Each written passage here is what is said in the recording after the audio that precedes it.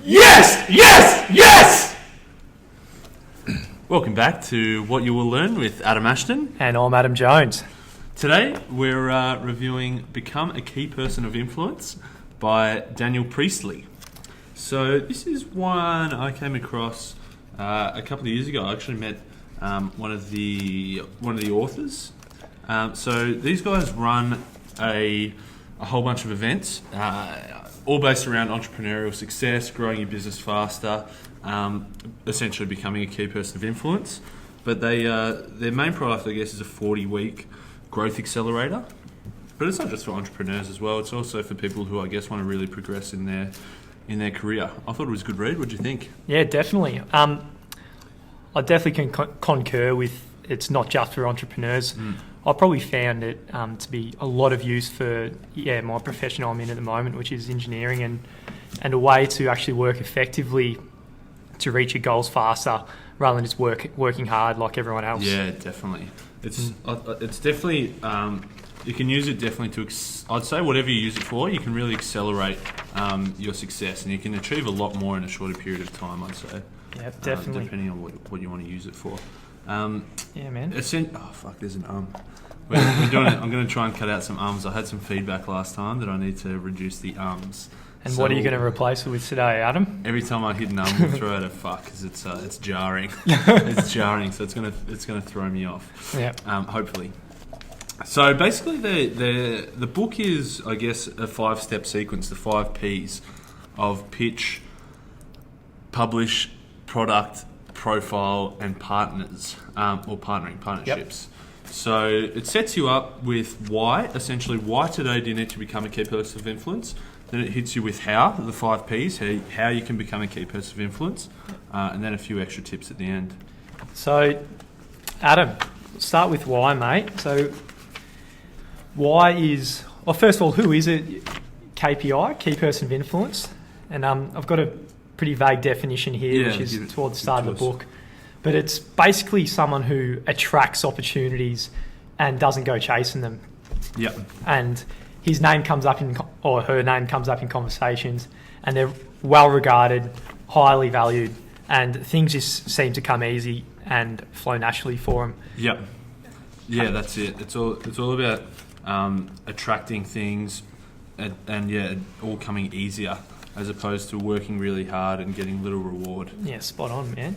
And before we get into it, there was at the start of the book, or toward the start, he mentions about a hidden theme in the book, and we haven't discussed this yet, but he says if you spot this hidden theme, you'll find it easy to earn more money, and you will discover more exciting trends that are already close to your heart. Your future will become crystal clear, and you will know your steps.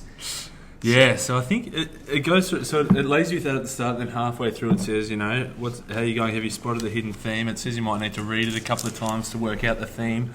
I've actually read this. This is my 3rd read of it now. I think I know what they're talking about. We haven't discussed this. I want to know if one of us could be way off, or we could be both way off. We'll get the author on here soon, so we can clear this up for us. What do you reckon, mate? What's the hidden theme? Well, I reckon I've briefly touched on it, but it's kind of a shift in my own thinking about what you need to do. Like, the cultural norm is to just work hard, work hours, but it's not. It's just like working smarter. And if you follow this 5-step process, it is the smart way to get there quicker. Yep. I'm hoping I verbalised that okay, and let's see if you were completely different. This is what I reckon they're talking. This is what I think they're talking about. I think they're talking about each person has their own, the thing they're going for in life. I think what they're saying is, as you read it, you'll realise what you need to do with this. Whether that's maybe you're starting a new business, maybe you're saving the world through renewable energy, whatever it is. I think it's saying that each individual person will read it slightly differently because their own internal drives, desire will come through. Love it. I think that's what they're talking about. Like, what's your own thing that you want to do? Does that kind of make sense? Love it, mate. I reckon you verbalised it in a much better way than I could. So I'm very happy with that. Let me go. So they said the halfway point. How are you going with the hidden theme? So they hit us with a quote from Viktor Frankl's Man's Search for Meaning. So I think Viktor Frankl lived through the Holocaust. Yep. Became a psychiatrist. Yep. We'll have to review that one. I haven't read it yet, but we'll have to review it soon, I reckon. Yep, definitely. But he says, this is Viktor Frankl's quote as their guide to what the theme is. Everyone has his own specific vocation or mission in life. Everyone must carry out a concrete assignment that demands fulfillment. Therein, he cannot be replaced, nor can his life be repeated. Thus, everyone's task is unique as his specific opportunity. Incredible. So I reckon that's we need to work. I need to work out what my hidden theme is. Yep. What I need to be doing, because it's not what I'm doing at the moment. Yep. Mate, I think you've got your hidden theme. Oh, I think I do. Yeah. I should be more certain, but it's definitely in helping the planet achieve its targets with sustainability and renewable energy. So I hope my current employer doesn't hear me say that, because right now I'm working as a structural engineer. So yeah, might see some changes pretty soon. I'm hoping this doesn't get to my current employer, because my current employer might only be my current employer for another couple of days. I haven't told him yet, but I want a GTFO. Yeah. Let's get. You just said the U word, mate. Oh, thanks, mate. Fucking whack me every time. Yeah. Oh, well. All right. So let's start talking about why. So one of the quotes I like from the very start: many people are great at what they do, but aren't fulfilled. So it's saying that they're having that feeling, then it creeps into all aspects of their life. If they're not fulfilled, you start getting down about everything else. Yeah. Which is definitely true. And they don't just say fulfilled in a financial, monetary sense, do they? It's definitely about having that meaning, having that purpose, and having that drive for doing something bigger, I'd say. Yep, definitely. Definitely agree. Another thing I like, they say, there we go. We'll cut that out. Your best thinking 5 years ago is your baggage today. Yep. So they're saying just the world has changed so Yep. much in 5 years that another book, what you did to get here won't get you there, something along those lines. But Yep. it's just saying that the world's changing so much Yep. and that you can't just rely on what you've previously done. And the book is fantastic at giving out hard-hitting questions that kind of make you feel uncomfortable and puts you in places where it makes you really think about the important stuff. And one of those questions, one of many, it was where you have to ask yourself, if I was to start something completely fresh in a world where anything was possible, what would I love to be doing? Yeah. What would I love to be doing? That's it. Yeah. That's it. Have you got an answer for yourself yet, Adam? Or I think at the moment I'm definitely enjoying spreading the love, spreading this information. I'd say, like trying to package it in a different way. Yeah. We're not saying that just by listening to this podcast you get all the juicy stuff out of the book. I definitely recommend you read the book, but hopefully we can just encourage a few more people to read books and you learn a lot from it. saving time with book selection as well. Yeah. We'll try and not review any stinkers. But if we do find a stinker, yeah, we'll let you know. We'll let you know for sure. All right. So, also related to that theme is the future of work is that your career is over, and I found this a very interesting concept. That sooner in the future, work will turn into something like where you work together as a team on a project for 6 to 12 months. Then everyone goes their separate ways, and employers will employ as a last resort. Yeah, I like that. Are you excited about that idea of the future? I think I don't know, I just see it in my current massive, big corporate with so many people. I just feel like at least 80% of the people don't need to be there. Yeah. Like, I just feel like they're not adding value. I feel like if they realise this is what we need to get done, this is how many people we need to do it, let's get them in and we can just smash it out in 6 months. Yep. And actually deliver something of value. Yep. And then move on to the next thing. Yeah, spot on. I like it a lot. I love it. Much more exciting, I think. And do you want to touch on vitality is more valuable than functionality? Yes, for sure. So the difference between vital people and functional people. Functional, obviously, just the people that just do their tasks, work really hard. Yep. I'd say that's a big one, is just feel that the harder they work, the better they'll become. But yeah, true, is it? We all know people who are... Yeah, exactly. And we all know people who are very functional, and I've got a few of my mates as well, and they're working so hard, like 50, 60, 70-hour weeks. And even the people who've done the hardest degrees, I think this is backtracking a little bit, but a perfect example would be people doing a law degree, which is the hardest to get into out of high school. Yeah. Then after that, you're competing against the best of the best students. And then after all that incredibly hard work, you get out and there's too much competition for jobs and you don't even end up in work. So I think the law industry, for me, describes vitality versus functionality perfectly. Yeah, definitely. I really like, again, back to the project stuff we were talking about. Yep. Is saying that functional people, like, they sort of feel like that they're part of the process, but it's saying vital people are aligned to the result. So the vital people don't look at how much effort they put in, they just look at the overall result and are thinking, without me, this couldn't have happened. Yeah. Spot on. We had a bit of a technological scare there, but we're back in. Yeah, we're I back. thought we were cooked there and lost 10 minutes of gold. Yep. So one of the quotes I like, which is related to that, is the moment you feel yourself working hard as opposed to playing a challenging game, it's time to take a break and get around some new people. Yeah. So again, another challenging comment and very pertinent.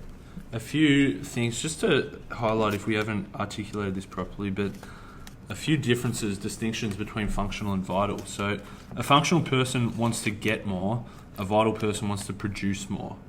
A functional person wants to learn more, a vital person wants to share more.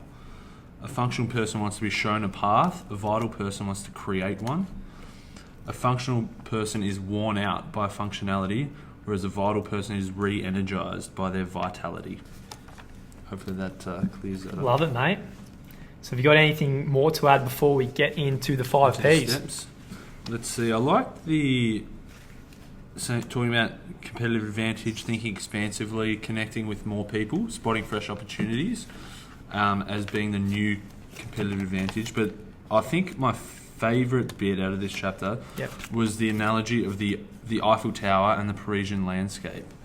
So it's saying that if you are, for example, say you've got a business, a company, say you've got stuff to share, whether you're an employer, it's saying that people were leaving Paris until big old Mr. Eiffel came along and built the tower. Yep.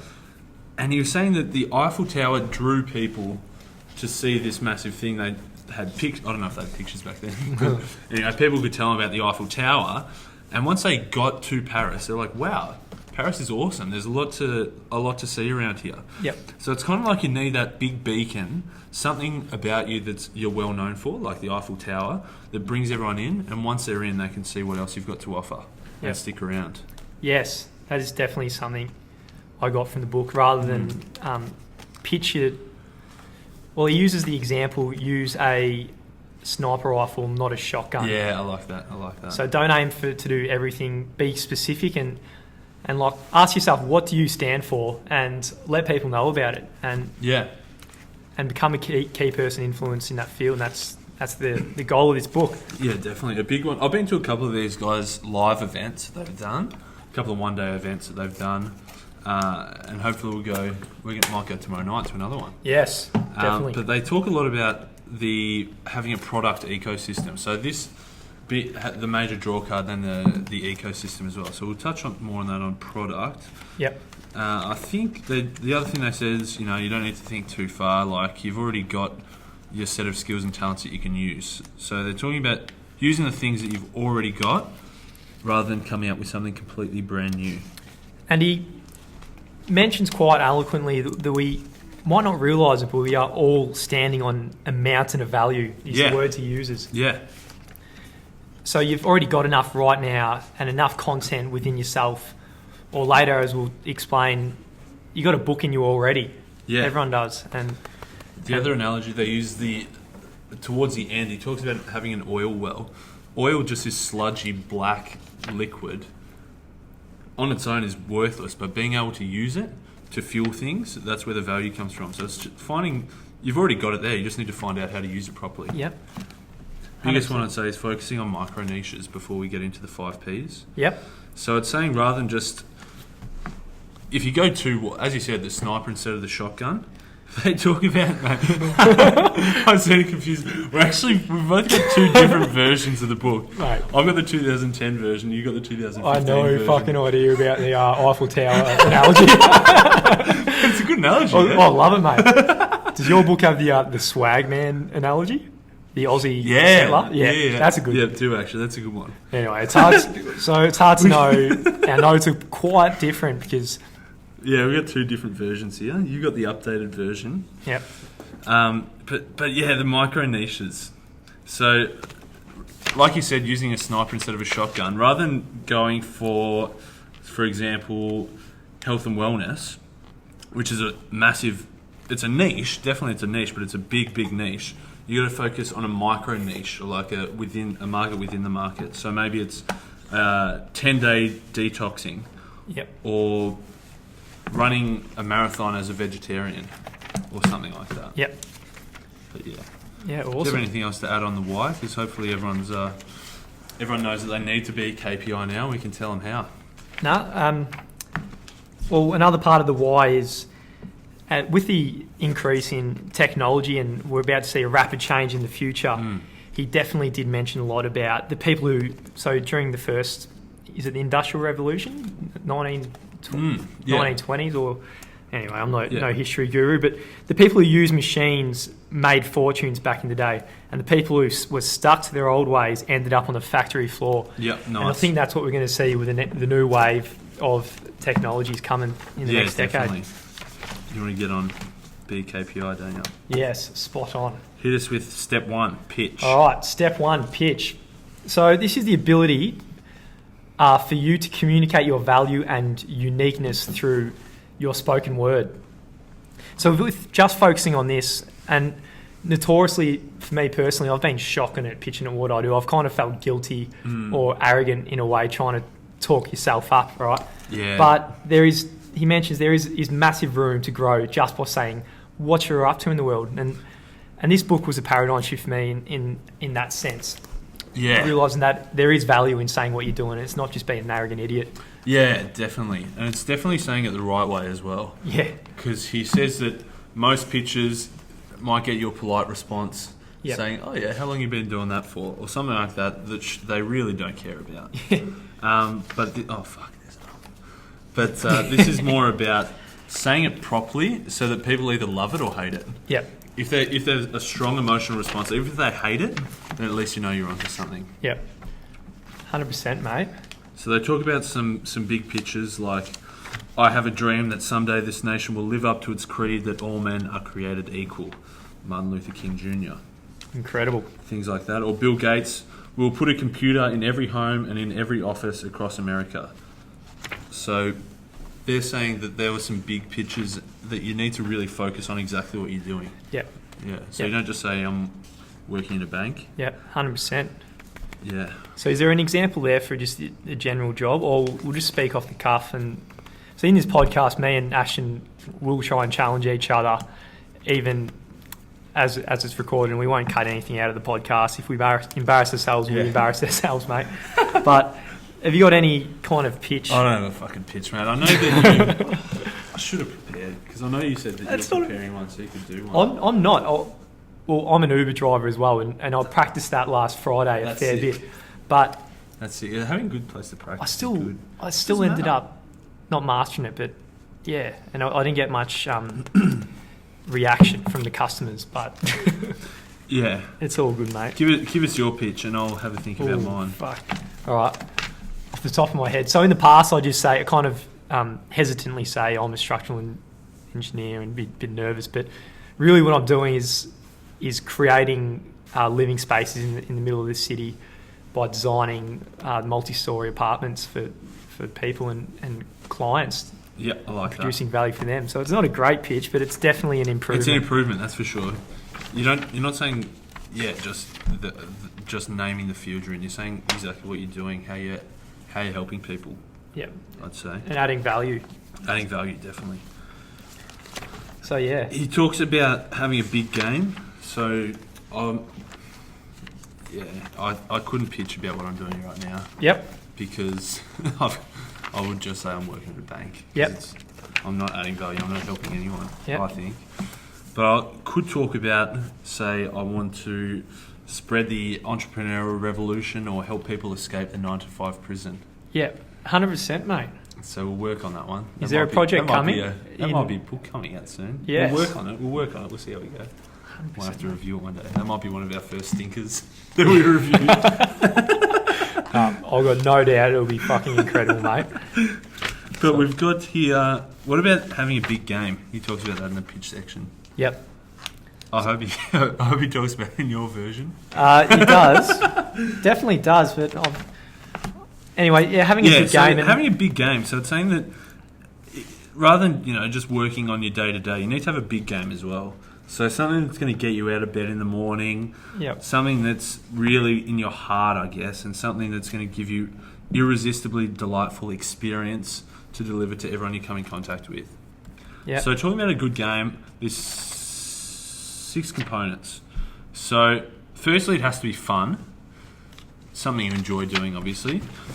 Importantly, it must have rules. So you need out of bounds things you can and can't do. Yep. You got to have players. There must be a prize. There must be a way to win, and there also must be a way to lose. Because games aren't fun if you can't win, mate. You got to score and you got to win somehow. Yep. I think they talk about it in this book that you need to celebrate small wins along the way as well. Yep. 100%. Am I just getting that from somewhere else? 100%. Oh, I definitely heard it on the Tim Ferriss podcast recently, so you might have heard it on that, or you dreamt it, mate. So. But you definitely need to celebrate little wins along the way. If you keep putting off waiting for satisfaction from the big win at the end, that's no good. And it does link, and I don't want to jump the gun on toward the end of the book, but if you're thinking big and if that's where your brain's heading, your resourcefulness kind of matches where your dreams and aspirations are. So, and that's explored a lot in books like The Magic of Thinking Big. By, have you read that book? Schwartz, Schwartz, that's right. And guys like Peter Diamandis, who always talks about having your moonshot and trying to have a big impact that way. Yeah, sick. A bit I liked, again, you can't please everyone. So it relates back, remember in Derek Sivers' Anything You Want, he said proudly exclude people. Yep. This is saying you can't please everyone. So again, you need to narrow down to your tiny, tiny micro niche and focus on those customers. The world's a big place. There's going to be customers there for you. And the more you exclude people, the more the people that you're including will feel included, if that makes sense. Yeah. So it's saying by excluding the majority, you can focus on satisfying the minority and really satisfying them. So narrowing it right down. And if people say they hate it, that's good. You can exclude them. Awesome. So you've perfected your pitch, mate, now. So what's step 2? Well, step 2, publish. So this is a big one. So it's saying that you need to get your ideas out there and publish. So getting it in some kind of format that you can spread far and wide, basically. A big one in this one, they talk specifically, or almost specifically about a book. Yep. They talk about that in your one as well, yeah? Mainly a book, pretty much a book, mate. So I think it's quite similar there. We'll have to review Jerry Roberts' book as well. Yeah, he's he's the best guy I've seen about publishing a book. But these guys are right onto it as well. So some of the key reasons for having a book is having a physical book. It just gives you instant authority, being an author. Yeah, and having like a project. What they say is very few people have ever published a book. And for most people, it's impressive to know you've completed a project. Exactly. To sit there and write 25, 30,000 words, put it together, get it published. Yep. I think it's pretty impressive. And it has a much higher perceived value. What you get out of it is much more than what you put in. And that's what I interpret as one of the hidden themes of the book is just working smarter. And working toward a project like a book can get you a lot further than perhaps even a 4-year degree in some circumstances, I think. I'd say almost definitely. You got to be careful that a lot of people are always working on a book. Yep. You don't want to be perpetually working on a book. You have to actually finish it at some point. Yep, for sure, mate.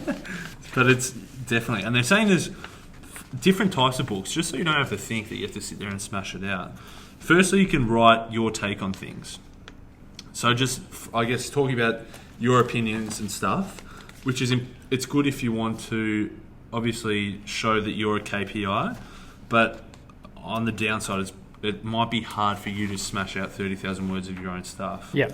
A book of interviews, being able to go and interview people, put their story together, yep. which I think is a good way to do it. But what they say, the negative there is that yes, they're shown that you've met a whole bunch of really successful people, but you need some way to show that you're not just a reporter. Yep. A book of tips, 101 ways to ... Yep. The only thing is tips, it's very broad but not very deep. Yep. I suppose if you had less things, then it might be better. Yep. They also say like a picture book, depends on what you're doing, but especially if you're a photographer, maybe put your photography stuff. If you're a travel guide, you have pictures of all this kind of stuff. Yep. Downside there is that if you're printing heaps of high quality colour photos, it's going to get very, very expensive. Or a creative piece. So like a non-fiction parable along the lines of Richest Man in Babylon, Who Moved My Cheese, things like that, where it's kind of a story, like a made-up creative story, but you've got like a moral behind it. Yep. Like Aesop's fables and stuff. Yep. So the good thing is it shows you creativity. Negative is that it's pretty hard to do. Yep, for to sure. be able to make up a good story that has a good moral behind it. And so for all the 5 different books we can possibly write, there has to be in each of them, or in your book, a message to the book. So the readers are asking themselves, for example, how do I have difficult conversations with an employee? Or how do I protect my valuable business ideas and things like that? So you've got to solve one correct question for the book and for the customer and solve their problem. Definitely, yeah. Solving problems, answering questions, that's a big part of it, isn't it? Yeah. I reckon we could seriously do a whole series on writing books because we've both been to that course. Yeah. We'll write one first and then we'll try and help other people write theirs. Yeah, 100%. So yeah, above all else, the publishing, what that does for you is create credibility. So once you pitch yourself, you put yourself in a situation where they're listening and you look like you have value, and the book is actually puts the value behind you in many ways, I guess. Yeah, nice. You done with that? Yep. Step 3, product.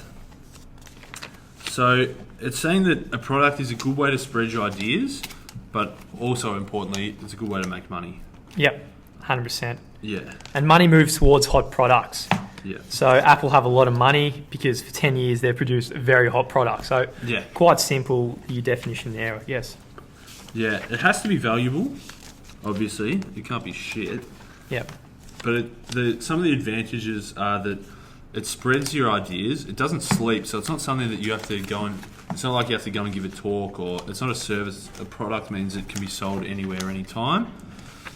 And they're saying that you need to find ways to productize. If you are a service company, you still need to find ways to productize that. Yep. Otherwise, you're always going to be linked to time. Yep, 100%. And it says here, another example is to start with products that spread ideas. And thank God it says in the book also a free audio podcast. So we got onto it before reading that book, but this is us right now. So it is easy to record and upload an audio podcast. And it's a free product and you can spread it all over the world. So, yeah, they do say, I assume it's in this section, they say that everyone needs a free product as well. Yeah. As a good starting place, a good lead generator. Yeah. Now, I might give us some examples of products, because I reckon my 2010 version, there's a few outdated ones here that were probably cutting edge in 2010, but what are some of the cutting edge 2015 ones? Okay, so it doesn't exactly give specific product ideas in the 2015 book, but basically it says in general, have high value products. So first of all, experiment with high volume products with low value, and then move on to the high value products. Yeah, nice. And yes, and of course just implement the ideas. Yeah, there's a nice thing. Have you seen I saw it first by Stefan Pillarinos. Yep. Having a free thing and then like something between but less than $10 and then something between $30 and $100. Yeah. You got to progress your way up the scale. Yeah. I remember you telling me that. What are a few of the examples in They say some good ones is to have like an audio product. Ah, okay, yeah. So things like here they talk about CDs and DVDs, which are probably a bit outdated now. Yeah. But it's saying like just a whole bunch of things you can do. You can either, like every business, if you're running a business now, you've got a process you went through, or you've got some ideas that are just yours, so you can sell those kind of ideas. And so you can make a product for your competitors. Yeah. So if you're a restaurant, and you're saving money by wasting less food, and you've got a good process, you can sell that to your competitors. A set of interviews with people, an information kit, and the other thing is they're saying, share your secrets, don't keep secrets. Yep. So people are worried that if they tell everyone, then they're going to lose money. But they're saying, the example I use is celebrity chefs. Everyone's got a Jamie Oliver recipe, but they're still going to go to his restaurant. They're probably even more likely to go to his restaurant because he's giving away free stuff. Yep, 100%. Synergise rather than be timid. Yep. It's a common theme. Is there anything else you'd like to add in this section, mate? No, I think that's... they do talk about, as I said, I've been through their live stuff, so they talk about having a product ecosystem. Yep. So you need that big draw card or maybe the free thing, and then you need a bunch... You don't just want one product, you need an ecosystem of products. Yeah, that people can move around. Yeah. Step 4, profile. All right, so he mentions here, and this might not be in your book, mate, but over the past few years, we've come to believe that you are who Google says you are. Yep. In your book as well. Yep. So if you pitch yourself and you publish and you got products, but you got no profile, if someone Googles your name and they can't find you anywhere, then a lot of it goes out the door. So. Definitely. And he does mention throughout the book you need the things in that order. So I don't know where you are in your journey to the listeners, but follow this order and you'll be sweet, basically. Yeah, it's definitely, there's a set order. You can't just jump around and start with step 4. It's good to go through an order. Yeah. He's got a bit of an idea here. Good story that he saw is his neighbours, they set their sprinklers. Half of it was going on the grass and half of it was going on the concrete. Yeah. So he's linked that to when he first started, this is probably 10, 15 years ago, he went to buy some newspaper ads. He wanted to target 45 to 60-year-old men with white-collar jobs who were fed up with their current service provider. And the advertising salesman from the newspaper said that's probably 10% of their audience is 45 to 60-year-old male white-collar workers. Yep. And so he paid the $7,000, but he's saying that of that 10%, 700 was spent targeting his audience, and the other 6.3k was just wasted because 90% of the newspaper readers he wasn't interested in. Yep. So it's saying that in social media is way better because you can target specifically. We're very lucky in this day and age to have tools like Google and Google keywords and Facebook and Instagram advertisements because you can target directly the customers you're after. So, yeah, definitely. And a lot of the cases are much cheaper as well than the old school advertisements and the Yellow Pages directory. Yeah. But, he gives us 6 objectives for a social media strategy. So why, if you're doing social media advertising, what do you want out of it? Firstly, you can generate leads and inquiries. Yep. Secondly, converting leads and inquiries into sales. To increase the amount people spend. So if they see you advertising, instead of buying a $10 product, they might buy a $30 product. Yep. Increase the frequency of purchasing. Find ways to reduce wasted costs or improve the overall brand of the business. I know with some of my advertising I was doing, I've got to be spending money. It's important to build your brand, but at the same time, you don't want to be spending money just on that. Yeah. Like, I'd rather be advertising something that people are going to spend money on. Yep. So you can see a specific ROI on that. 100%, mate. So, does your book mention how to become Googleable? Hit us with it. All right. So, there's many ways to get yourself on the front page of Google, but he mentions here youtube.com, which is another free resource where you can put a video version up of your pitch. Also, slideshare.net if you got some nice slides in the past. Obviously, facebook.com is not just for killing time, but the world's biggest social network is good for doing business also. Obviously, linkedin.com is a fantastic tool, WordPress and Twitter. Yep. So get all those things in order and then you'll start getting high on the results and definitely building your profile. From their live events as well, they talk about the 7-11-4 principle. Yep. So it says to get someone pre-sold to buy one of your products, to go from them never having heard of you to them being ready to buy something off you, they need to spend 7 hours with you across 11 contact points on 4 different platforms. Wow. Do you think it takes that long for you, mate? I like their stuff. So they're saying that their platform. So it might be reading this book is 2 hours. Okay. You might go on and listen to their podcast, or you might go and watch some of their videos. Speak about their book as well. Speak about the book. We're ready to buy. Yeah, fucking oath, mate. And we're going tomorrow. We're going where we have bought. We'll probably fucking pay. Yeah, we have. We'll probably fucking pay the whole lot as well. Anyway. In terms of that becoming Googleable, I might throw in a bonus little tip here as well. Yeah. Not from this book. It's from Jerry Robert that I just went to earlier in the week. So he said like how easy it can be for you to get a whole lot of content out of one thing. So he says if you got one small idea to share, okay, you can make say a PowerPoint slides. Yep. And then you can speak about it. And you might record yourself, you might film yourself and do a 3-minute presentation. So he's saying that 3-minute video, you can then upload the slides to SlideShare. You can upload the video to YouTube.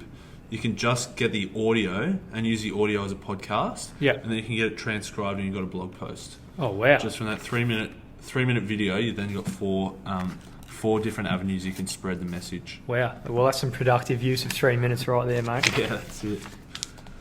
All right. So, where were we, mate? Went off track a little bit. I think I'm done with profile, unless you've got more.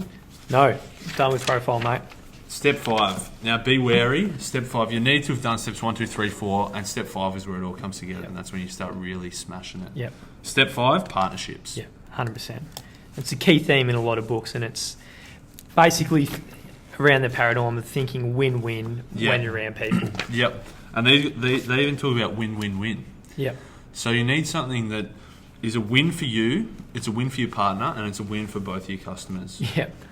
And he uses the analogy, imagine if you for 1 year, we all wish we had Richard Branson's life or his resources, but imagine if for 1 year we took everything over, and to be honest, if you haven't experienced that level of growth yet, you probably couldn't handle what Richard Branson had. Whereas vice versa, if Richard Branson was in your shoes, he'd probably every day spot things that you couldn't spot just because his level of thinking in the win-win scenario is so high, he'd be able to make things out of nothing. Definitely.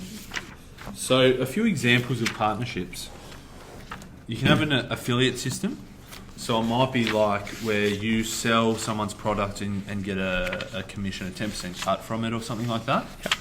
You could do a mail swap. So if you got two people who've got a list, you can, if it was you and I would promote your products, you would promote my products. Yep. And just having that, both doing it, that's a partnership right there. Could be product teaming. We might both say, okay, well, let's put both of our products together. Yep. Awesome. And he goes on to say, few things can happen when you work in isolation, but with the right partners, anything is possible. Yep, love it. He even talks about if people are saying that, no one's buying stuff off them, as soon as they send them something different that they might like better, the list comes alive again. Yep. Awesome, mate. We need to start a list. Yep. Fucking oath. First thing we'll do after this podcast. Right. Join our list. So after the first 6 steps... 5 steps? Sorry, 5. 5 steps. The final chapter, arguably the most important, is making it happen. Yeah. And he says at the start of the chapter, it is not enough to know the path. We must walk it. Yeah. So there are people, and the majority of people so true. will read the books and get content like this, and I've been guilty of this in the past. Yeah, I've been guilty for 18 months. Just reading and not doing. Just reading and actually not implementing. But the whole book, or you're wasting your time really if you don't make the fucking things happen. Yep. Yeah, Basically. definitely. You've got to get out and do. Yep, 100%. Yeah. He even says, think every talk you've ever done could have been a CD or a podcast. Every presentation you made, you could have made a video out of it. Yeah. Saying all the things you've missed already. Yeah. But the other thing is the ILR. Did you talk about the ILR? Yes, definitely. It's like you were talking about. The illusion of limited resources. So a resource is only defined by our ability to use it. There are no resources without resourcefulness. Yep. So if we need to be able to use something, obviously that's our resourcefulness, and we need to be able to find opportunities, ask the right questions, find the right people we know to do the right things. Yep. And we can always have the excuse that and blame the resources, and it's much easier to blame things externally rather than just copping it on the chin and using your own resourcefulness, I guess. Does that make sense, mate? Yeah, definitely. Yeah. Fuck. There's an I think there's two more things that I want to... Oh, there's a good quote here. Resources show up after resourcefulness. Love it. And resourcefulness shows up after you make a commitment. So he does talk about making a commitment, whether that's spending money on a program, which I think they're trying to prime us for. Yep. Or telling people I'm going to deliver this. Maybe it's I'm going to finish my book in 6 months. Making a commitment and sticking to it. And that's when you get resourceful to find the resources you need to do it. 100%, mate. And there's great apps out there to keep you accountable. And I was mentioning to you this morning something like Strides, where you have your goals for the week and your commitments. Yep. And having something to make you accountable to that commitment, and resourcefulness will show up because you want to tick the task off. So I reckon there's 3 more things I want to touch on. Yep. Newcomers, worker bees, and KPIs. Did you talk about that? Yes, he definitely does, mate. So he says that in every industry, you got your newcomers, you got your worker bees, and then you've got your KPIs. So newcomers, they're enthusiastic, they're excited, full of dreams, ready to work hard, feel like they're going to climb to the top. After a few years, they become worker bees. They thought it was their dreams. Maybe it's becoming a bit stale. The worker bees are jealous of the newcomers who've got all this excitement and enthusiasm, and they're also jealous of the KPIs who it seems to have come so easy. Yep. 100%. So, as we've obviously said, the KPIs have climbed to the top. They're doing things easy. They're finding opportunities. They're making money. And there's this constant merry-go-round of distraction. So you've got a worker bee who's a bit ticked off, he's a bit bored, or he's not happy, he's unfulfilled, and he sees some KPI in a different industry, and he's like, geez, that guy's doing it really easy. Yep. I might go and jump across there. I'm sure that'll be easy as well. They become a newcomer. Yep. All excited. Chasing the easy wins, mate. Chasing easy wins. Before long, they're just another worker bee. Yep. 100%, mate. So again, it goes back to the theme of spending your time effectively. Definitely. To become a KPI rather than just being a worker bee. Definitely. All right, a big one is this waiting for the perfect time. Yep. I think we touched on that last time as well. Yep. Derek spoke about that, Derek Sivers. Yep. But it's just saying you can't just wait for the perfect time to come. He used the example, you can't wait until every single light turns green before you get in the car and drive to work. Yep. It's never going to happen. Yep. So he's saying that you've got to just get out there and start doing it. You can't wait till you've got more time or more money or more focus, or you got 3 or 4 weeks off to smash a book out. You've got to just start doing it. Yep, 100%. Yeah. Fuck, I hope this is still recording because that'd be annoying. They're good. Definitely. So make it happen. Don't wait for it to happen because your time is too valuable. It's more valuable than money. Yep. So Mate, you're a big physics fan. Yep. Quick physics lesson. Oh. The law of inertia. An object at rest will stay at rest until acted upon by an outside force. Yep. Yeah, and then we've got the 100%, law mate. of I'm not going to momentum. argue against that one. An object in motion will stay in motion until it meets resisting force. Yep. So saying if you go home, sit on your ass, watch the news, watch TV for 4 hours, go to sleep, get up, go to work. Yep.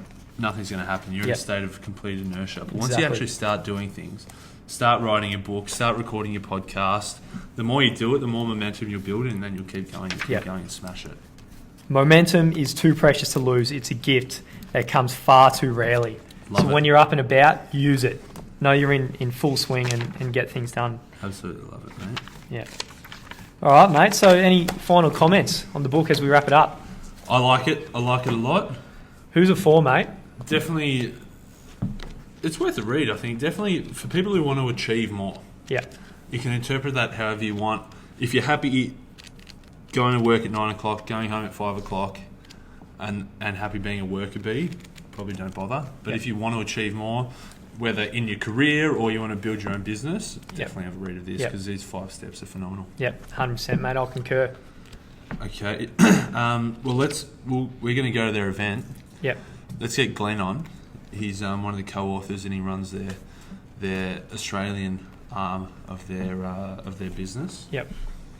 We'll speak to him tomorrow Get him night. on. So stay tuned, What folks. do you reckon? We might review the event as well. Yep, 100%. Part 2 of the podcast still maybe to come.